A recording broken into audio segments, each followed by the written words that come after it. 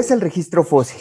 Generalmente lo que uno piensa cuando se le viene a la cabeza o cuando le dicen fósiles, lo que inmediatamente piensa es en dinosaurios. Cuando alguien dice fósil o a la gente en general le dicen fósil, lo único que se le viene a la cabeza son dinosaurios, porque es lo más común, es lo más llamativo, o no sé, ¿no? Hay diferentes razones. Pero bueno, desde la antigüedad las personas se han enfocado o les ha llamado mucho la atención distintas rocas, distintas muestras en las cuales han denotado colores, han denotado formas que les han llamado muchísimo la atención, son muy atractivas, entonces las empiezan a coleccionar, las empiezan a juntar y poco a poco las empiezan a estudiar. Este es el caso de los fósiles, que al principio se pensaba que pues eran formas caprichosas que la Tierra había formado y que después pues tenían forma de animales, ¿no? Más bien era como circunstancial la forma del animal. Ahora imaginen que estamos hablando de un tiempo en el cual la gente no tenía el estudio o no, pues sí, no había desarrollado el estudio de la paleontología, no sabía que era un fósil como tal. Imaginen en el pasado, cuando ustedes se encuentran, o si ustedes estuvieran en ese tiempo, y se encontraron muestras como las que ven en estas fotos, pues obviamente les saca de onda porque literalmente no hay nada conocido como esto en su ambiente, ¿sí? O en el presente. Entonces, ¿qué es lo que se viene generalmente a la mente de las personas? Pues cosas ya míticas, ya que son parte de diferentes culturas incluso, pero son formas, algunas de ellas aberrantes, muy grandes o, pues sí, vaya la redundancia, son míticas, ¿no? De diferentes culturas que son muy atrayentes. Ajá, entonces, ¿qué es lo que sucede? Cuando encuentran todas estas formas gigantes, pues son relacionadas con algo que sí existió, pero que pues ya en la actualidad no lo podemos ver, ¿no? Y eso incluso en la actualidad ustedes lo pueden seguir viendo, lo pueden seguir notando. Por ejemplo, en diferentes películas, que el humano siempre ha tendido a formar sus monstruos en relación a los animales que tiene en la actualidad o muchas veces con formas que tienen en el pasado. Ajá. Y bueno, cuando estamos hablando de películas, pues también hay veces que a la gente se le pregunta, pues tú sabes de paleontología o a los niños también se les dice, pues es que mi hijo pues sabe mucho de paleontología. Sí, ¿y qué es lo que sabe? Pues no tengo ni idea, pero se ha dedicado a ver todas las películas de Jurassic Park. Ajá. Él ha visto todas las películas de Jurassic Park y sabe mucho, ¿no? Pero ¿cuál es el problema? Que pues obviamente Jurassic Park sí tiene sus cosas, pero aparte de todo es que únicamente habla de dinosaurios, reptiles marinos, reptiles voladores, etc. Eso no es el registro fósil como tal, eso solo es una pequeñísima parte del registro fósil. Aquí estamos hablando de dinosaurios y bueno, pues los niños muchas veces empiezan a decir, pues es que yo sé tal cosa, que vi en tal película, ¿no? Pero luego a veces terminan con cosas como estas. Entonces dicen, pues es que yo sé un montón de fósiles porque he visto toda la saga de 500 películas de la era del hielo, ¿no? Pero también esa es una minoría de los fósiles que se tienen. ¿Qué es lo que sucede? Pues que son mucho más atractivos, ¿sí? Pero no es todo el registro. Cuando ustedes van a un museo, o bueno, cuando las personas van a un museo, hay salas dedicadas exclusivamente a dinosaurios. En muchos museos del mundo, tal vez por su tamaño, o tal vez porque sí son muy atractivos, ¿sí? Entonces, ¿qué es lo que sucede? Que los niños, los jóvenes, van directamente a la sala de los dinosaurios y quieren ver al dinosaurio y dejan de lado todos los demás fósiles, o que en general los dejan de lado, pero vamos a ver qué tanta importancia tienen estos otros fósiles, ¿sí? E incluso, fíjense que a los dinosaurios, pues, son tan atractivos que a todo le ven forma de dinosaurio, a todo. Al público en general le pregunto, de estas imágenes que tienen aquí en pantalla, ¿cuáles de ellos son dinosaurios? Algunos los han visto en películas, algunos los han visto en libros relacionados con el tiranosaurio, con el Triceratops. Bueno, pues a quien me haya respondido que ninguno de ellos, un aplauso, ¿sí? Porque ninguna de las imágenes que ven aquí es un dinosaurio. Este de acá es un reptil volador, un reptil marino, un pelicosaurio, que está relacionado con la evolución de los mamíferos, un reptil marino, un cocodrilo morfo, un organismo relacionado con la evolución de los cetáceos, de las ballenas, y 2 mamíferos, ¿sí? Entonces, ninguno de estos es un dinosaurio. Incluso hasta el hecho de verle a todo cara de dinosaurio, pues caemos muchas veces en un error. El registro fósil, pues el registro fósil abarca muchos grupos y abarca y de todos los tamaños. Ajá.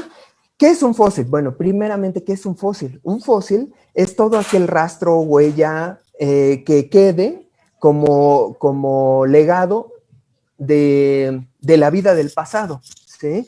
Cualquier rastro, incluso, por ejemplo, estas huellitas que ven acá abajo, o esqueletos completos, cualquiera de ellos se puede considerar que fue formado por un organismo, por un ente vivo, se puede considerar como un fósil, ¿sí? Que en la actualidad ya está petrificado, ya se transformó y ya se fosilizó, ¿sí? Ya pasó por un proceso de fosilización y tal vez por un proceso de mínima destrucción o mayor destrucción, ¿sí? Entonces, ¿qué es lo que tenemos? Pues no solamente tenemos huesos como de dinosaurios, ¿sí? O de los tigres dientes de sable, sino también hay invertebrados, plantas, diferentes tipos de invertebrados, incluso terrestres, como esta libélula, hay peces, también tenemos restos de humanos, también tenemos, por ejemplo, esta imagen que ven aquí, son coprolitos, heces fecales fosilizadas, microfósiles, como polen o como foraminíferos, que son protistas con una testa, huellas, ¿sí? Hay diferentes tipos de fósiles, estos que son más bien rastros, se consideran como icnofósiles y ya todos los demás serían fósiles en su estricto, ¿sí? Entonces, este es el registro fósil, pero no se trata únicamente de decir, bueno, pues es que están bien bonitos y y aquí tienen el mamut y el tiranosaurio y pues están bien padres, ¿no? Pues vamos a describirlos. No se trata únicamente de describir a los fósiles. ¿Por qué les digo esto? Porque pueden decir, bueno, pues es que mira, yo ya describí este trilobite y pues está bien padre. Ajá. ¿Y qué más información te puede dar? Pues no sé, ¿no? O sea, pues está bien padre. Pues no se trata únicamente de eso. Se trata de ver también qué otra información nos pueden brindar estos fósiles. ¿Qué información nos pueden brindar los fósiles? Al encontrarlos, podemos llegar a diferentes conclusiones o hipótesis. Por ejemplo, se pueden hacer reconstrucciones de las asociaciones tanto acuáticas como terrestres, ¿sí? Aparte de eso, también son prueba fehaciente de la evolución de los organismos. Los fósiles también nos ayudan a identificar patrones en la evolución geológica de la Tierra, ¿sí? Y también nos ayudan a establecer edades relativas que son en muchos casos bastante precisas, ¿sí? Bueno, vamos a hablar de estos ejemplos. Cuando estoy hablando de reconstrucciones de las asociaciones fósiles, imaginen esto. Ustedes vamos con los dinosaurios, para que no digan que los estoy echando para afuera.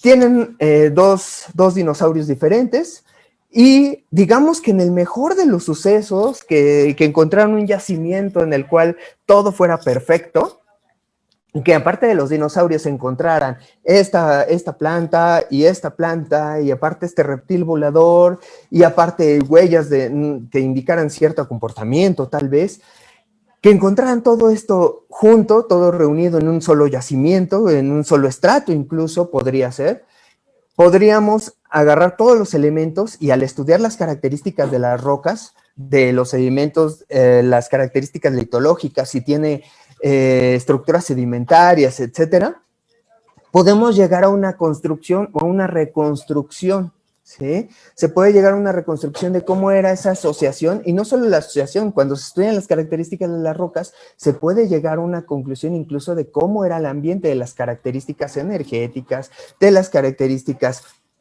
del mismo ambiente, de si hacía frío, si hacía calor, la salinidad incluso puede ser, pero esos son otro tipo de estudios, ¿sí? Aquí estamos hablando de una asociación terrestre, pero ¿qué pasa si nos vamos a una asociación marina? Imaginen que juntamos corales rugosos, esto es más bien del Paleozoico, la anterior era del Mesozoico, si juntamos corales rugosos, crinoideos, briozoos, amonoideos, y braquiópodos, todos en un conjunto, que los encuentren también en el mismo estrato y ya después de hacer diferentes estudios tafonómicos, sedimentológicos, etcétera, se pueden llegar a conclusiones para rearmar cómo es que se organizaba literalmente esa asociación, cómo era el ambiente y cómo eran las características de dicha asociación, ¿sí? Cabe resaltar que mucha de la información en el registro fósil se va a perder, ¿sí? Ya sea por procesos de destrucción, por procesos de desenterramiento, ¿sí? Geológicos, ¿sí? Destructivos. Mucha información se va a perder del registro fósil. Lo importante es, con la información que tenemos, hacer reconstrucciones lo más fehaciente posible. No se trata nada más de inventar, sino con la información que se tiene realmente llegar a conclusiones que sean tangibles, ¿sí? Entonces, cuando estamos hablando, por ejemplo, de la evolución, yo les decía, pues es que el registro fósil también es prueba fehaciente de esta evolución. Pues sí, así lo es. También tenemos diferentes ejemplos de esto. Uno de ellos es el Tiktaalik. El Tiktaalik, que es un pez que se ha relacionado con la evolución de los tetrápodos, ¿sí? Como hay una transición entre los peces como tal, sensu stricto, hacia los tetrápodos, ¿sí? Un tetrapodomorfo como Tiktaalik. ¿Y qué es lo que pasó de un lado al otro? Ojo, las flechas únicamente están mencionando qué grupo fue previo y qué grupo fue posterior, ¿sí? No estoy diciendo que del Eocenopterón, que está acá arriba, surgió el Tiktaalik, ¿no? Entonces, más bien es de qué grupo es previo y qué grupo es posterior. Este es un grupo transicional, como este tetrapodomorfo, y no era el único, ¿no? Otro grupo transicional que nos indica este cambio entre diferentes taxones, Archaeopteryx, ¿sí? Que sería un link o sería una unión, digamos, transicional entre los dinosaurios, terópodos, del grupo Maniraptora, hacia las aves, ¿sí? Que este es Ictiornis, de las aves, de los últimos taxones que aparecieron en el Cretácico. Entonces tenemos justamente ese link que pueden proporcionar los fósiles. Y no solo eso, también hay otros grupos en donde se puede ver cómo fueron evolucionando incluso hacia otras formas, ¿sí? Por ejemplo, aquí tenemos un pelicosaurio y un terápsido. Esto le pongo signo de, bueno, le pongo un asterisco porque todavía está muy discutido si es el mismo linaje o son diferentes, pero pongámosle la flechita. Entonces tenemos el terápsido y cómo fueron cambiando los grupos hacia la aparición, en este caso, por ejemplo, de los primeros mamíferos. Entre el pérmico inferior, medio, hacia el Mesozoico. No es el único ejemplo. También esto lo podemos ver en la evolución de los cetáceos, cómo fueron pasando o fueron evolucionando los organismos para empezar a invadir ahora el medio acuático, ¿sí? De organismos terrestres, como son estos familiares de los artiodáctilos. Tenemos a los roélidos, entonces cómo fueron evolucionando hasta conquistar actualmente todos los océanos, ¿sí? Cuando estamos hablando de historia geológica, pues también son una prueba fehaciente del movimiento de los continentes, ¿sí? Ejemplo de esto, tenemos resulta que encuentran al Sinognathus en dos continentes diferentes. Encuentran se me fue el nombre de ahorita se los digo, Lystrosaurus lo encuentran en la India, lo encuentran en la Antártida, lo encuentran en África. A Mosasaurus lo encuentran en 2 continentes también diferentes, África y América. Y a Glossopteris, que es una planta, la encuentran en diferentes partes del mundo. ¿Qué pasó? Pues si todos estos organismos eran terrestres, y en el caso del Mosasaurus, pues era de agua dulce o agua salobre, ¿qué sucedió? Bueno, pues esto tiene que ver justamente con que el planeta en algún momento del tiempo sí estuvo unido y pues obviamente estos taxones podían desplazarse entre diferentes partes o entre los diferentes continentes, ¿sí? ¿Esto cuándo? Pues cuando estuvo Pangea. Todos estos fósiles pertenecen al Pérmico Triásico, algunos al Pérmico únicamente, otros al Pérmico Triásico, que es justamente cuando estaba Pangea. Bien, y cuando estamos hablando de establecer edades, ¿cómo pueden establecer edades? Bueno, pues tenemos algo llamado fósiles índice, los cuales necesitan tener una distribución muy amplia, haber vivido en tiempos geológicos muy cortos, muy breves, y aparte de todo ser abundantes, ¿no? Entonces, si ustedes tienen uno de esos fósiles índice en ciertas rocas, en ciertos estratos, y ven que sí está bien conservado, entre otras cosas, pueden decir, bueno, es que estas rocas pertenecen a tal edad, ¿sí? Porque está tal organismo, ¿sí? Y, por ejemplo, para esto tenemos lo que son trilobites, tenemos graptolitos, conodontos, braquiópodos, amonites, gasterópodos, bivalvos, etcétera, ¿sí? Los fósiles índices se pueden encontrar a lo largo de todo el Fanerozoico, incluso desde el Neoproterozoico, desde antes, y estos son ejemplos de invertebrados, ¿sí? Los conodontos, que estos más bien son vertebrados, pertenecen a vertebrados. Todos los demás son de invertebrados, pero no son los únicos fósiles índice. También de los que son una maravilla son los microfósiles, como cuando estamos hablando de foraminíferos, que son estos protistas testados, o también el polen, o también las esporas, ¿sí? Hay fósiles índice maravillosos y pues los más importantes son justamente los que les acabo de mencionar. Cuando ustedes encuentren uno de esos, pues pueden saber, cuando encuentren una especie acorde a cierta edad, les puede decir en qué nivel están, ¿sí? Hay unos muy precisos. Y los pueden encontrar a lo largo de todas las edades. Pero, ¿qué es lo que ha sucedido? ¿Por qué las biotas, si ustedes se dan cuenta incluso con las imágenes, pueden notar que las biotas han ido cambiando, ¿sí? Ya sé que nada más es una imagen de un bicho en particular, pero se pueden dar cuenta que pues sí han ido cambiando. Por ejemplo, incluso los trilobites desaparecieron acá, los conodontos desaparecieron acá, los graptolitos pues desaparecieron acá. Entonces, ¿qué es lo que sucedió? Dentro de las asociaciones de organismos, pues obviamente va a haber competencia, va a haber diferentes interacciones que van a provocar la desaparición de organismos y aparición de otros, va a haber renovación de las biotas constantemente, ¿sí?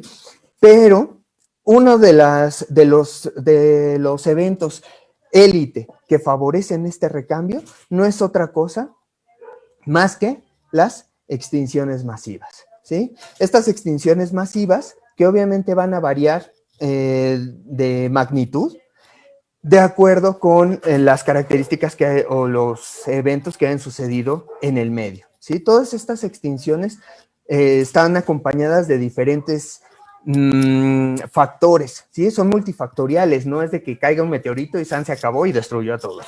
Son multifactoriales y hay diferentes causas para ellas, ¿sí? Entonces, las extinciones masivas han favorecido este recambio en el registro fósil y eso nos ha permitido a nosotros ayudarnos de los fósiles para justamente lo que les mencionaba, para darnos una idea de qué fue sucediendo con la historia geológica de la Tierra, para datar, para establecer edades, y aparte de todo los podemos ver como entes que formaron comunidades bióticas, ¿sí? Pero las extinciones masivas es lo que más ha favorecido este recambio, ¿sí?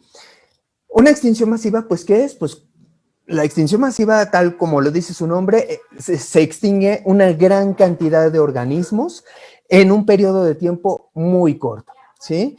Puede ser incluso, imaginen esto, estamos hablando del, por ejemplo, el 10, 15% de la biota perdida de todo el planeta, perdida en un año, ¿sí? Ahí es cuando ya estás dirigiéndote hacia una extinción masiva, o se están perdiendo ya familias enteras.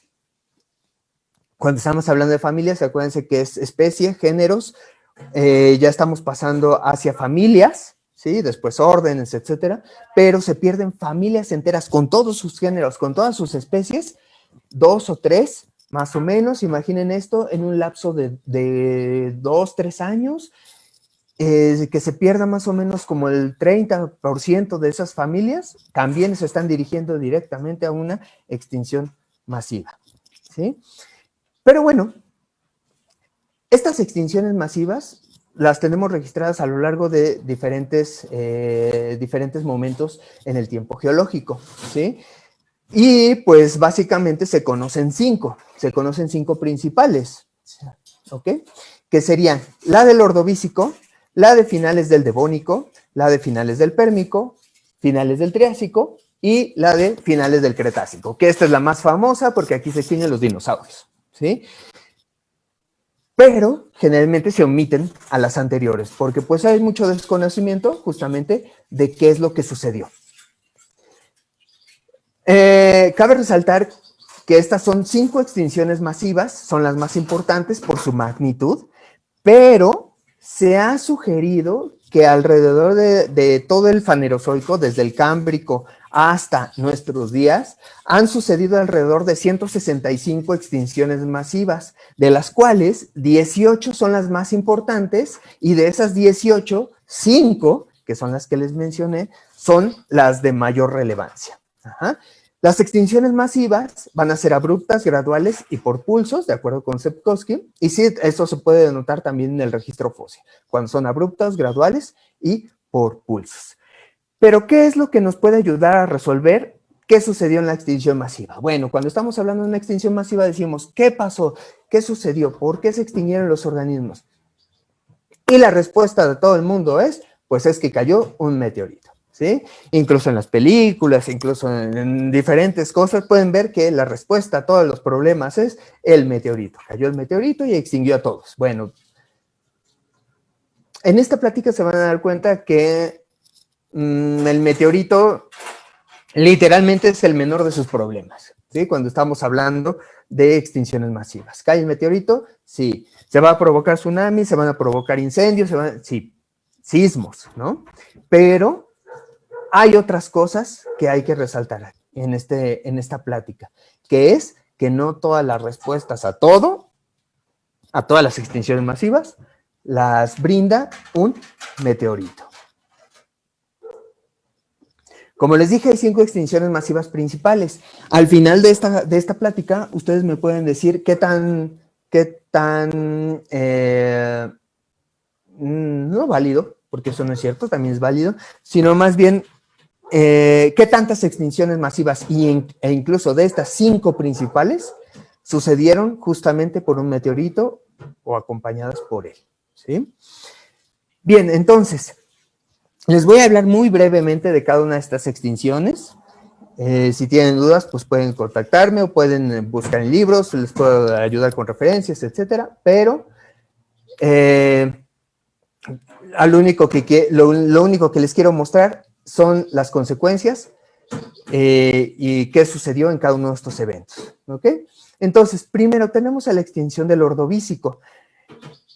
El Ordovícico, aquí pueden ver un mapa de la reconstrucción del Ordovícico y la biota que había en ese momento. Todavía no había, pues no hay prueba de que haya como tal plantas terrestres en la zona, en la corteza continental. Solo para el Ordovícico solo hay muestras de esporas, pero pues no había animales afuera o no se ha constatado realmente que para el Ordovícico ya hubiera animales en el exterior. Hay uno que otra muestra de 100 pies, hay uno que otra muestra de 1000 pies, pero así que digamos, ¿están conquistados los continentes? No. la mayor cantidad de vida en el planeta estaba, obviamente, en los océanos. Lo que quiero resaltar en este mapa son estas partes que se ven mucho más claras, que serían los mares epicontinentales. Serían esas plataformas de los continentes que eran muy grandes, ¿sí? Durante el Ordovícico. Ahora, ¿qué sucedió? Se tiene el registro que durante el Ordovícico se produjo una glaciación, ¿sí? Favorecida porque las masas continentales estaban sobre todo en la parte inferior, ¿sí? En el polo sur. Recuerden ustedes que un glaciar siempre debe, para llamarlo glaciar, siempre debe de estar sujeto a corteza terrestre. Entonces, la corteza,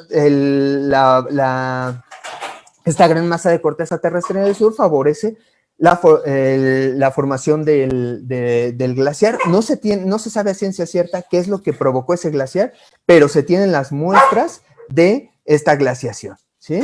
Entonces, ¿qué sucedió? Bueno, al principio, lo que ustedes tienen es todos estos animales viviendo en estas plataformas, ¿sí? Viviendo muy felices y contentos en estas plataformas marinas. Vean que se produce el glaciar,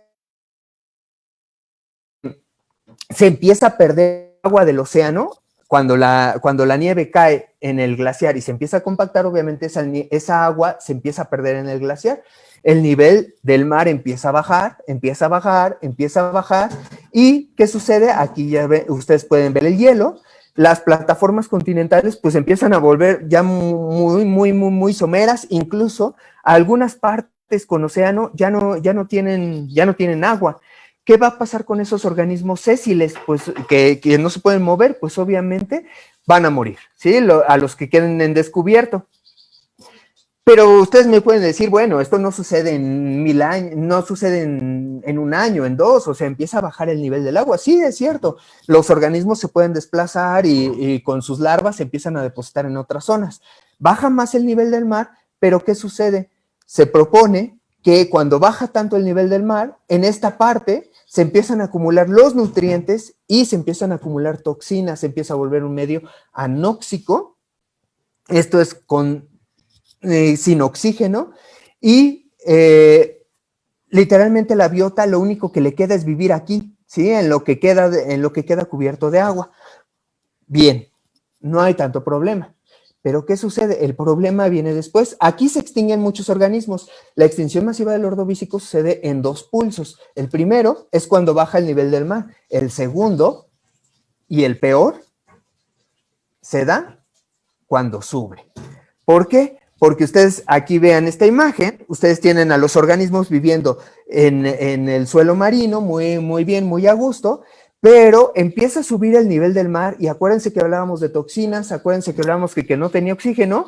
Entonces, ¿qué sucede? Que las aguas, bueno, el nivel del mar empieza a regresar, empieza a transgredir la zona terrestre y los animales que no puedan desplazarse, obviamente, esos hábitats se empiezan a volver muy hostiles y empiezan a morir.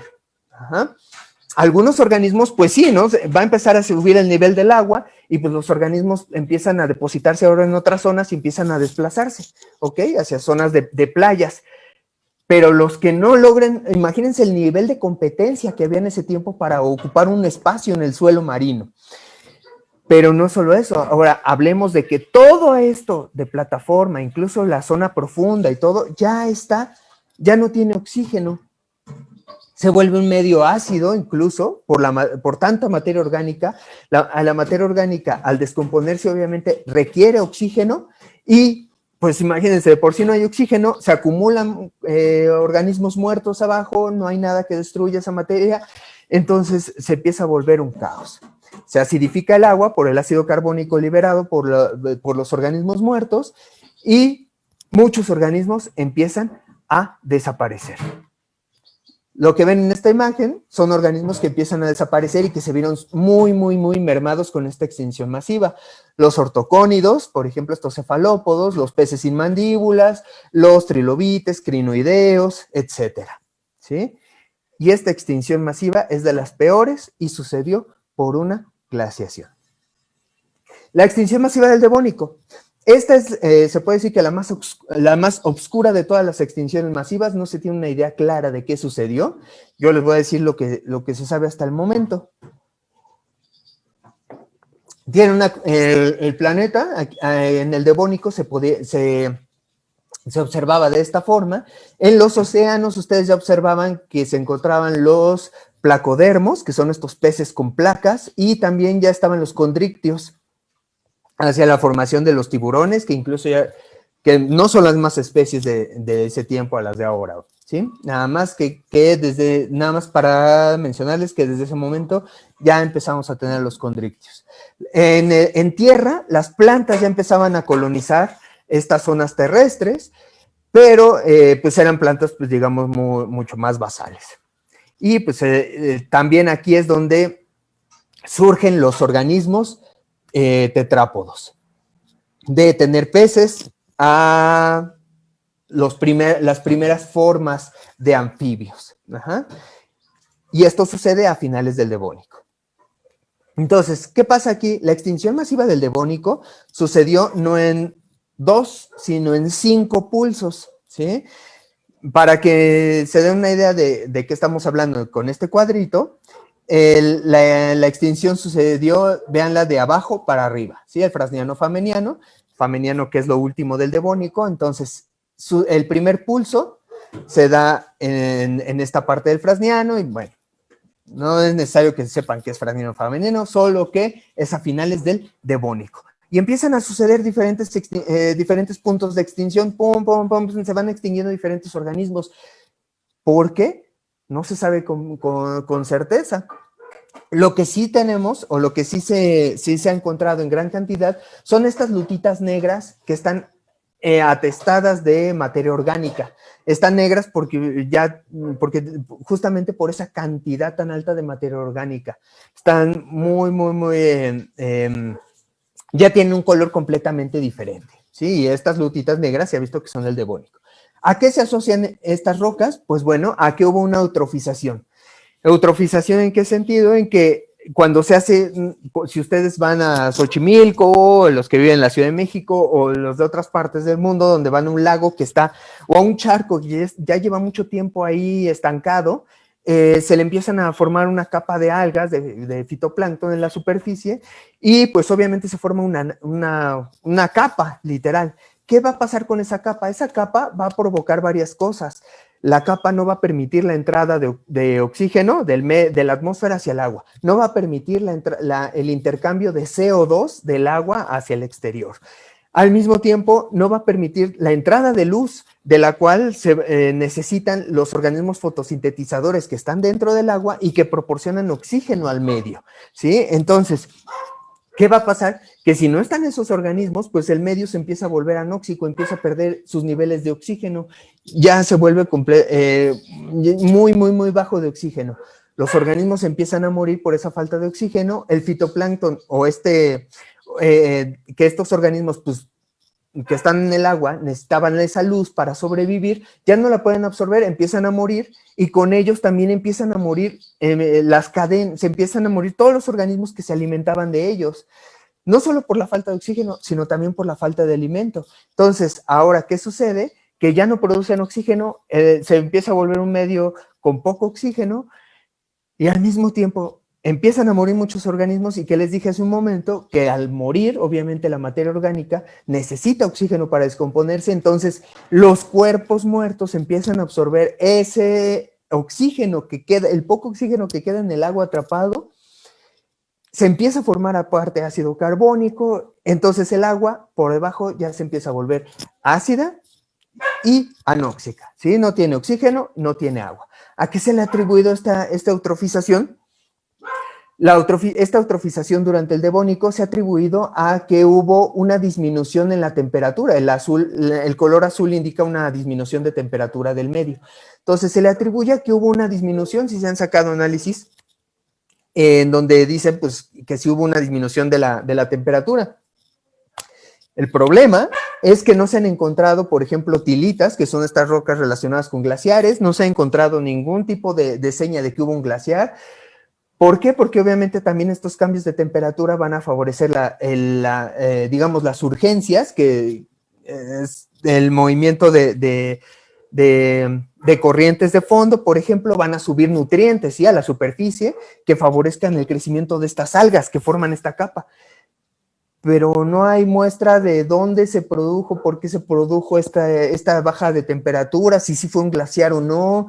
Si ustedes buscan en internet incluso glaciar del Devónico, les van a aparecer mapas, pues digamos que piratas, en donde aparece ahí el glaciar, pero en realidad no hay una muestra de dónde salió ese glaciar. Una de las cosas que se ha asociado a esa baja de temperatura es que en este caso sí se han encontrado huellas o cráteres de meteoros, ¿sí?, que golpearon con la Tierra. Son del Devónico, sí, de finales, sí, pero no concuerdan tanto con la edad, ¿sí? Entonces, ¿qué es lo que dicen? Que estos meteoros cayeron, que estos asteroides cayeron, son muy pequeños aparte, cayeron y favorecieron el invierno nuclear y diferentes cosas, ¿no?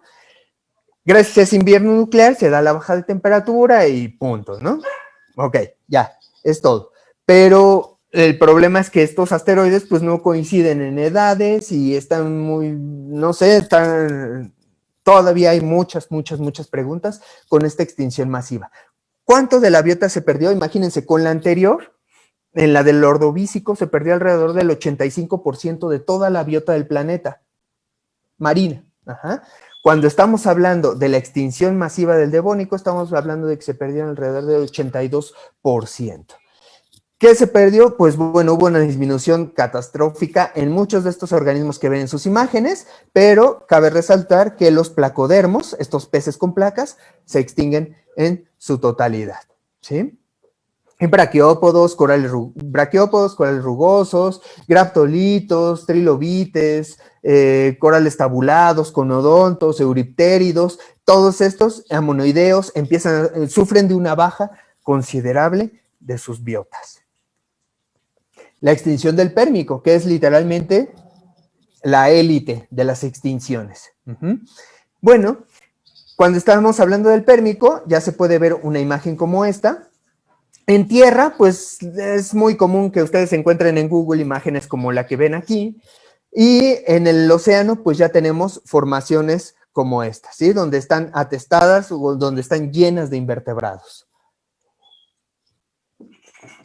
¿Qué sucedió con la extinción masiva del Pérmico? Para hablar de la extinción masiva del Pérmico, nos tenemos que trasladar, digamos que antes, ¿sí? Esta extinción masiva podemos decir que empezó incluso hasta desde el Carbonífero, porque cuando estamos hablando del Carbonífero, que es el periodo previo al Pérmico, perdón por lo que voy a hacer, aquí está el Carbonífero y aquí está el Pérmico, ¿sí? Es el periodo inmediato. Entonces tenemos que a inicios del Carbonífero, que se divide en Mississípico y Pensilvánico, había dos masas continentales, la Eurasia y Gondwana, ¿sí? Pero estaban separadas, y entonces al estar separadas, ¿qué pasaba? Que las corrientes marinas podían circular libremente por en medio de estas dos masas, ¿ok? Y un mar gigante alrededor, que era Pantalasa. ¿Qué sucede para el Pensilvánico? Para el Pensilvánico, estas dos masas continentales se unen, ¿sí? La del norte con la del sur se acrecionan, se empiezan a acrecionar, y entonces, ¿qué sucede? Que cierran este paso que ven aquí, ¿sí? Que es el denominado Océano Reico. Se cierra el paso, hay diferentes autores que también lo mencionan en diferentes partes, diferentes le ponen otros nombres, pero cuando estamos hablando del Pensilvánico, se unen estas dos masas continentales y vean cómo se empieza a formar ahora sí lo que es Pangea, ¿sí? Pero para el Pensilvánico vean cómo todavía hay diferentes canales de donde podría entrar el agua o moverse las corrientes marinas. Recuerden que las corrientes marinas son de las principales reguladoras de temperatura del planeta, en donde el calor del Ecuador lo llevan al norte y esas aguas calientes del Ecuador van hacia el norte y se enfrían y van regulando la temperatura del planeta. Entonces aquí todavía para el Pensilvánico tenemos ese movimiento, hay las más continentales no están tan unidas y entonces pues todavía estaba la vida, pues digamos, bastante bien en la corteza continental. ¿Ok? No por nada, el Carbonífero se le conoce como el periodo en donde se da el boom de las plantas, en todo, digamos que son los bosques carboníferos, que en realidad no eran tanto bosques, eran más bien como zonas pantanosas, pero pues recuerden cómo son los pantanos de las películas, imaginen eso, pero así en extensiones o en hectáreas impresionantes a lo largo de la región continental. Entonces, se da ese boom, está en toda la vegetación, el nivel de oxígeno incluso es mucho mayor al que tenemos en la actualidad, y pues el planeta era incluso más frío que lo que tenemos en la actualidad. ¿Qué favorece que sea más frío? Que también se empieza a formar aquí en el sur un glaciar gondwánico, ¿sí? En toda esta parte del sur se empieza a formar un glaciar gigantesco. A finales del Mississippi se empieza a formar, todo el Pensilvánico perduró y eso favoreció a que el planeta estuviera mucho más, digamos, frío, no helado, pero mucho más templado, ¿sí? Pero entonces, ¿qué va a suceder con el Pérmico? Si ustedes se dan cuenta con este mapa, ya los canales acuáticos empiezan a cerrar mucho más, ya no hay paso de las corrientes marinas, ya está muy complicado el paso entre ellas, incluso en el Paleotetis hay zonas en donde se ha señalado que el agua incluso tendría que haberse ralentizado, que tuvo que haberse visto afectado su movimiento, las corrientes se vieron afectadas, únicamente eran en la zona de Pangea, pero al mismo tiempo, en esta parte continental, pues ya no hay, pues se empieza a crecer muchísimo más la zona de la corteza terrestre, de la corteza continental, perdón. Pero ¿qué va a suceder entonces para el Pérmico? Se ha estipulado que se empieza a dar un cambio climático destructivo, ¿sí? En el cual para la zona continental, la humedad que había en los océanos ya no puede pasar hacia la zona terrestre, ¿sí? Se empieza a perder esa humedad, la vegetación empieza a morir, toda esa vegetación empieza a morir, cuando la vegetación empieza a morir ya nada capta el CO2, ya no se produce tanto oxígeno, se produce menos oxígeno, el planeta se empieza a calentar, al no haber vegetación, se empieza a desertificar la tierra, cuando el suelo empieza a desertificarse, también empieza a morir. También se ha propuesto la eutrofización, que ya se las comenté cómo funciona, en los océanos. Entonces, ¿qué sucede cuando empiezan a bajar los niveles de oxígeno? Empieza a aumentar el CO2 en el medio, y también acuérdense, cuando empiezan a morir los organismos, también producen metano, que es otro gas de efecto invernadero. Si a esto le suman las Siberian Traps, que son esta provincia ígnea que pueden encontrar en Siberia, que más o menos es estipulado que tenía como 7 millones de kilómetros cuadrados en el Pérmico, la cantidad de vulcanismo es muy alta y entonces se está liberando CO2 al medio, que es un gas de efecto invernadero, constante. El planeta no puede regularse, y se ha señalado con modelos que ahorita más o menos estamos en una temperatura promedio en el Ecuador como, digamos, como 21, 23 grados, ¿sí? Ahora imagínense que en ese tiempo estaban más o menos como a 40 grados, o sea que pudo haber días en los cuales la temperatura pudo haber llegado a los 55 o a los 60 grados centígrados. Y si a eso le suman que la temperatura subió tanto que empezó a derretir el glaciar gondwánico que les había mencionado, entonces, ¿qué sucede? El glaciar regula la temperatura, al no estar, aumenta aún más la temperatura, entonces todo el planeta se estaba calentando, todo el planeta era hostil, las aguas estaban ácidas, con poco oxígeno, en tierra había poco oxígeno, poca comida, y ¿qué sucede? Que aquí se extingue alrededor del 95% de la biota del planeta. ¿Sí? Desaparecen trilobites, desaparecen fusulínidos, que son protistas gigantes, y desaparecen también corales rugosos, entre otras formas. Luego, también que tenemos para la del Triásico, aquí pueden ver el mapa del Triásico, ya estamos en el Mesozoico, pero vean, estamos hablando de que el Pérmico y después sigue el Triásico, ¿no? Pues ya pasó una extinción masiva que puede, pues malir sal, ¿no? Ya pero pues resulta que no, aquí empiezan las primeras formas de dinosaurios, una reconstrucción del medio acuático, y el planeta ya se estaba recuperando, ya estaba arreglando, todavía estaba un poco desértico.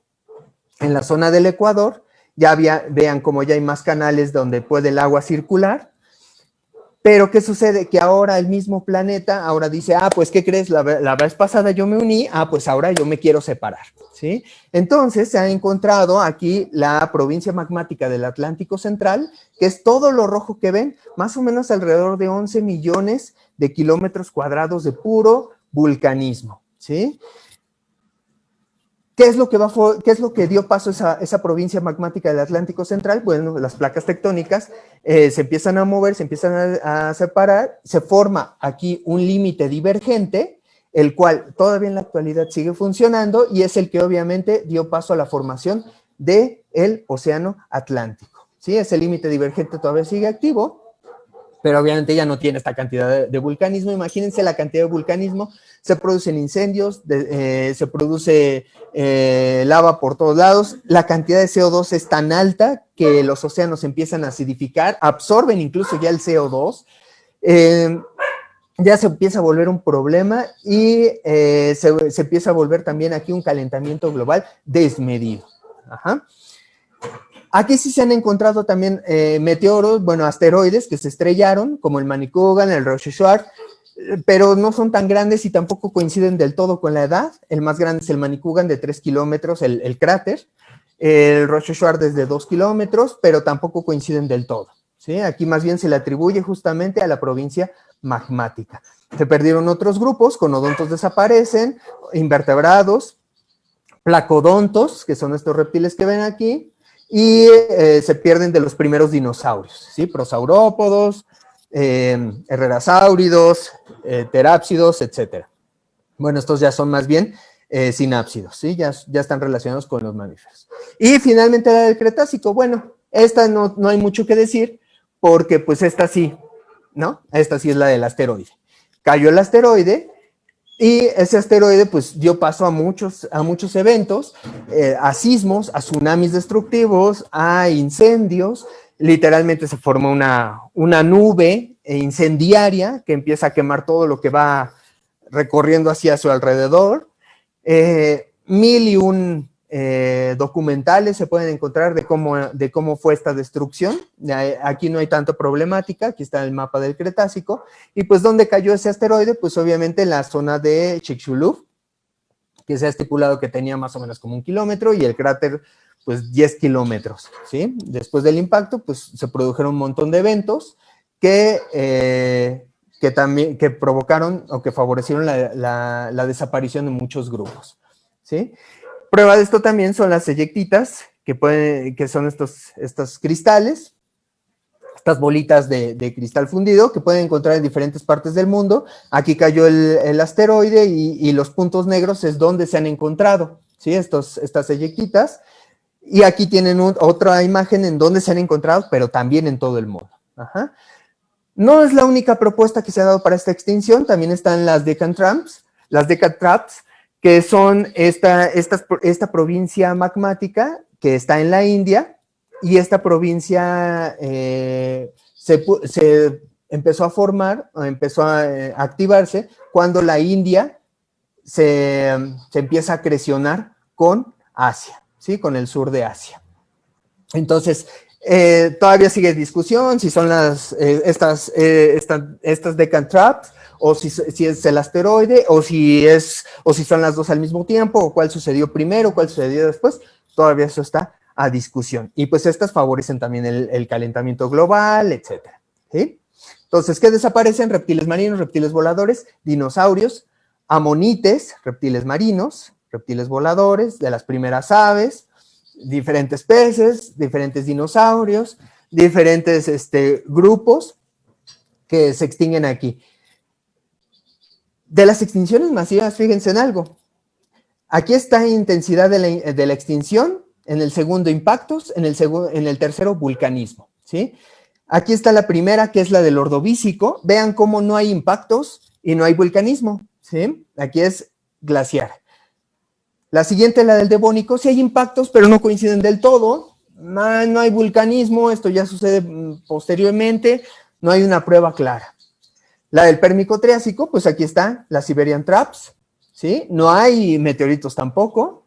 La del Triásico, pues sí hay meteoritos, pero pues vean cómo tampoco coinciden del todo, pero sí está la provincia magmática del Atlántico Central. Y la última, que es la de la extinción del Cretácico, pues pueden ver aquí el impacto de Chicxulub sumado a las trampas de Deccan. Lo curioso es que las extinciones masivas más fuertes han sido provocadas no por asteroides, sino por la misma Tierra, porque hubo una reconformación de los continentes, porque hubo un calentamiento global, porque hubo un enfriamiento global. Vean la intensidad de extinción que hubo en el Ordovícico, en el Devónico, en el Pérmico, ¿sí? Pero vean, la del Triásico fue un poco menos y incluso la del Cretácico es muchísimo menor que la del Ordovícico, Devónico y la del Pérmico. Y estas tres no fueron por asteroides, fueron por otros eventos que más bien están relacionados con la misma Tierra. Entonces, las extinciones masivas pueden venir de diferentes partes, se ven acompañadas no solamente por un evento externo, por algo que venga del exterior de la Tierra, sino también por funcionamiento interno. Es un sistema abierto que se tiene que regular. El registro fósil, pues obviamente que es el conjunto de todos estos restos de organismos, nos ayudan a comprender, como les dije, diferentes cosas, son prueba de la evolución, nos ayudan a datar las rocas, nos ayudan a establecer eventos geológicos, nos ayudan también a comprender eventos evolutivos. Lo triste sería nada más decir, pues es que están bien bonitos y los voy a describir. No, se trata más bien de hablar de ellos como entes que formaron parte de asociaciones bióticas del pasado y que ahora nos están brindando una información pues más que importante. Y es todo. Muchas gracias.